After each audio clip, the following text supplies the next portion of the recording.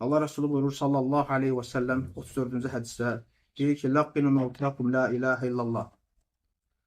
Ölülərinizə la ilahe kəlməsini tələqin edin.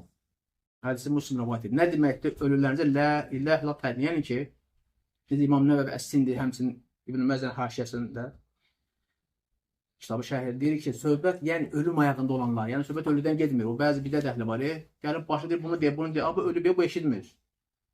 Eşitmir səni. Mevtakum, yəni ölüm ayağında olanlarınıza bu kəlməni tələqin edin. Bizə ki, hədisdə gəlir, digər bir hədisdə Allah Resulü nə deyir? Buyurur sallallahu aleyhi və səlləm. Deyir ki, hədisdə, səhih hədisdə Allah Resulü buyurur ki, İbn Hibbəndə gəlir. Səhih hədisdir, Şeyx Xaban edib səhihdir. Deyir ki, ölülərinizə la ilahə illallah kəlməsini tələqin edin. Çünki kimin son kəlməsi ölüm ayağında la ilahə illallah olarsa, bir gündə olsa cənnətə girəcəkdir. Bundan qabaq nə etmiş olsa da, yəni hansı günaha düşmüş olsa da, bulaşmış olsa da, sonunda cənnətə girəcək. Deməli, hədis göstərir ki, endəl mauti, ölüm ayağında olanda, da gedib ölünün qulağına nəsə demənin mənası yoxdur, ölüm.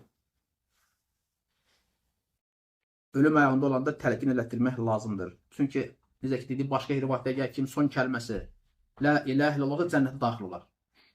Burada bir fikri məsələ də var, incəlik də var. Belə deyək də bir fikri məsələ deyəndə ki, belə deyək də bir şey var. Yəni, bəzi insanlar elə bilirlər ki, dayanmadan buna gecizdirmək lazım. Adam ölümə ayağındadır, pis gündədir. Məsələn, bir ata, qardaş, əmi, dayı, nənə, baba, bibi və s. kimsə, dostum, qardaşım, bacım və s. Deyir, la ilahə illallah, bu deyir, la ilahə illallah. Deyir, la ilahə illallah, deyir, la ilahə illallah. Deyir, bir dəfə dayanmaq lazımdır. Bezdirmək olmaz. Necə ki, bunun fikri budur. Hədsi mənası odur. Dedi, dayan. Nəsə desə, danışsa, onda dinən la ilahə illallah. Niyə? Çünki bu son kəlməsi, bu tövbə kəlməsi olsun. Məsələn, deyə bilər, balaq su ver və qardaş su ver. Başqa söz danışdı.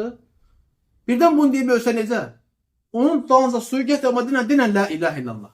Qoy son kəlməsi ata, qardaş, bacım, su ver olmasın. Nə olsun? La ilahə illallah. Çünki son kəlməsi bu olarsa, ümid edilir ki, cənnətə daxil olacaq. Dedim ki, bezdirmək olma, adam var deyir, qardaşım, nansa, nənəm ölüm ayağındaydı. 5-6 saat demişəm, dinən la ilahə illallah. Axşama kimi dedizdirir ya arvada. Çünki insan ölüm ayağında necə olur? Düşüb də bu gücündən danışır da qardaş. Bu elə bir vəziyyətdədir ki, başını qaldıra bilmir. Bir ağzınasa deyəmir ki, bala məsələn su ver və yaxud da ki, filan kəs nə oldu, filan kəsə borcum var da apar, bu danışa bilmir, nə gündədir, ölüm ayağında insan görmürsən də qardaş. Son nəfəsləridir də. Deyir, qardaş, inansan, düz başa düşməmişəm hədisi, yazıq arvada deyir, sən axşama kimi təlqin elətdirmişsiniz. Bilmir, yoxsa hədisin fikrindən xəbər var. O deməkdir ki, dedin deyəm. Danışmadı ki, işin olmasın, bırak, qoy rahat nəfəs alsın. Qoy rahat canını tapşırsın. Danışsa dinə həməndən ki, məsələn, qardaşım, ata, ana, bacı, dinən la ilahə illallah. Qoy desin la ilahə illallah. Dedi, ta işin olmasın, bırak, qoy rahat olsun.